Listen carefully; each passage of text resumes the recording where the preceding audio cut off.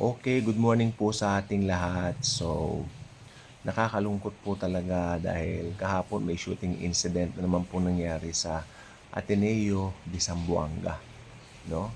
At talagang ang mundo po natin nakakalungkot na po yung mga nangyayari. Okay, kahapon po yan nangyari, August 18, 2026, around 7:50 to 8:30, no? May isang batang nagpaputok ng baril. Tapos, 45 caliber pistol. Meron pang rifle.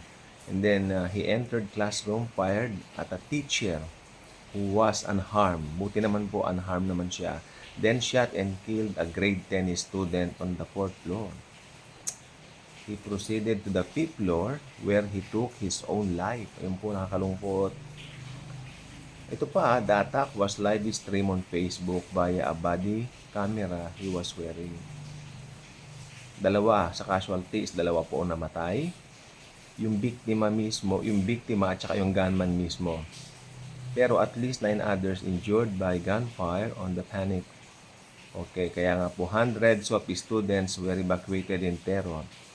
President Marcos ordered a full investigation and the gunman's father, a Bureau of Customs official, was relieved of his post pending probe. The entire nation grieves that a place of learning, malungkot, a place of learning became a place of bloodshed. Meron tayong 5 points. Siyempre bilang mga born-again Christians, hindi tayo natatapos doon sa sinasabi na natural news o yung mga natural na balita sa pag-apang araw-araw. Tayo po ay talaga pong ilalagay natin ang word of the Lord Jesus Christ. Number 1, we live in a fallen world, mga kaibigan. Violence is not God's design. Tatandaan niyo po sana yan. Minsan magtatanong kayo, bakit ang Diyos, si Jesus, pinapahintulot niya yung mga violence na ganyan? No, it's not Jesus. Hindi si Jesus ang nagpapahintulot nun.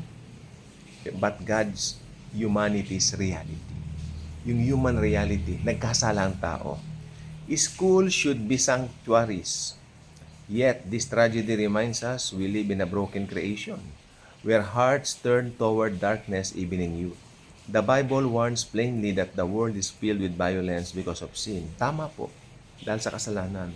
And that sorrow will remain until the Lord Jesus Christ return. Genesis 6:11-13. Now the earth was corrupt in God's sight and was full of violence. God saw how corrupt the earth had become, for all the people on earth had corrupted their ways. So God said to Noah, I am going to put an end to all people, for the earth is filled with violence because of them.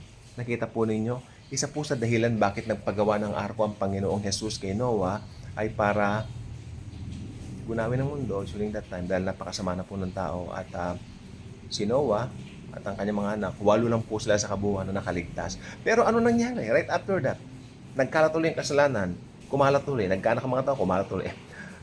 Number 2, no place on earth is fully safe. Okay? Kaya tayong mga preacher of grace, mangangaral din po tayo ng katotohanan. Walang safe na lugar kung tutuusin. Pero dahil kay Jesus, ayan po si Jesus. Dahil kay Jesus, siya ang ating place of safety. Kahit nasaan ka man, proprotektahan ka niya. So, ang ibig sabihin, ang mga believers, ang mga born-again Christians po ay talagang meron pong tinatawag na protection kay Jesus. Pero yung mga place na safe sa earth, I don't think so. Only in Christ we do find true refuge. Okay? We lock doors. So, naglalak tayo ng mga bahay. We lock doors, build walls, and enforce rules. Meron nga yung mga high-tech na mga pagsara ng pintuan, patututut, ganon. Yet, evil finds a way. Tama. A campus, a church, a home, none are immune. This tragedy reminds us to stop placing our trust, ganda to, in earthly security and instead anchor our souls in the one whom no bullet can touch. Amen. Si Jesus yan. Psalm 91:1-2. He who dwells in the shelter of the Most High will rest in the shadow of the Almighty. I will say of the Lord, He is my refuge and my fortress, my God in whom I trust. Amen. Number 3, Psalm 91 yan, paborito kong psalm yan. Number 3, the love of many grows cold. The last days na po yan. And we must stroke the fire of faith. Jesus warned that in the last days, because of the increase of wickedness, the love of most people would grow cold. Very true.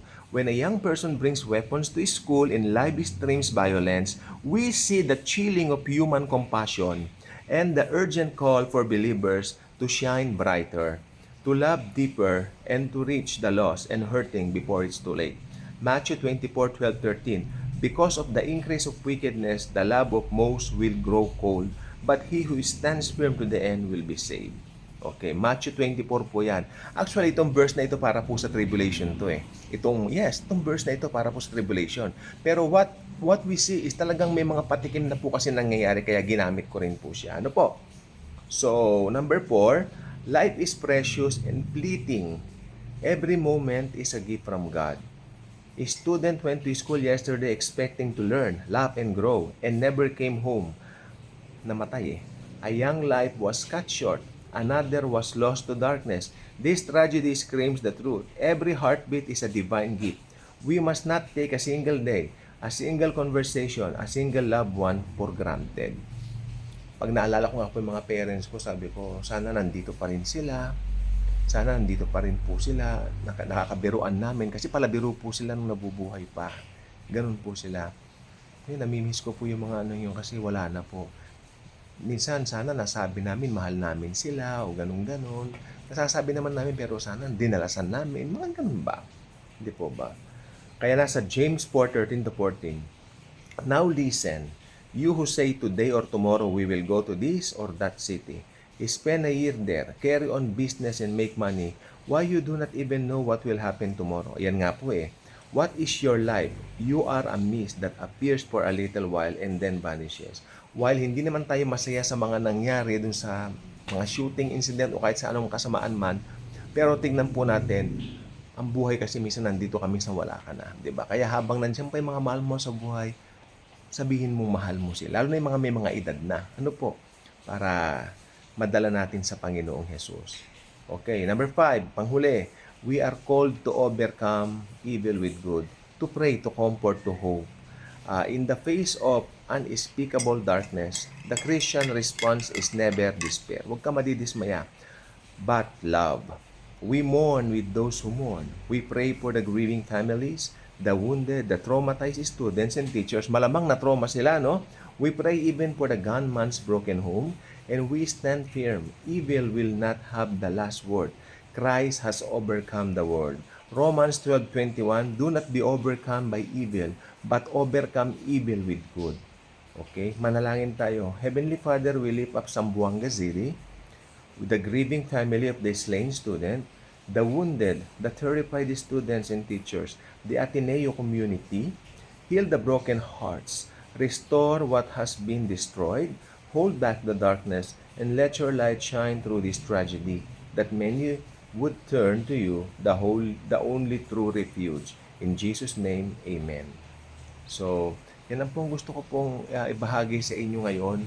At malamang marami po ngayon nabubuhay po sa takot, nangangamba. Itong gusto kong sabihin, kung if you are a born again believer, si Jesus po lagi nating kasama at kailanman po hindi niya tayo pababayaan at iiwanan. Makatitiyak din tayo sa kanyang mga pangako na nakasulat po sa Bible, dahil sa Bible lang po talaga matatagpuan ang mga promises na ang nangako po ay tapat. Dito po sa mundo marami nangangako na papako. Minsan nabibiktima kami ng mga nangangako na napapako. Madalas po. Hindi lang po minsan. Madalas po. Pero kay Jesus, siya ang nangako na nagpapako para matupad ang pangako. Napakaganda. Napakaganda po. Kaya kay Jesus lang po talaga tayo may refuge. Kay Jesus lang po talaga tayo makakakuha ng tunay at ganap na kapayapaan. Wala siyang katulad, magpakailan-kailanman. Siya lang ang ating tagapagligtas. Siya ang ating proteksyon. Siya ang ating blessing. Siya ang nagbibigay sa atin ng provision. Pararamihin niya ang pera natin dahil sa biyaya. Hindi tayo magkukulang dahil sa biyaya ng Panginoong Jesus. Siya nang bahala sa atin. The only thing we can do is to trust Him. Trust Him. At makinig tayo ng mga magandang mensahe dito sa Daily Good Vibes. Dahil dito, walang ibang bida kundi ang Panginoong Jesus at ang ginawa niya sa krus. nandyan ang pagpapala, nandyan ang blessing. So maraming salamat po. Subscribe na kayo dito.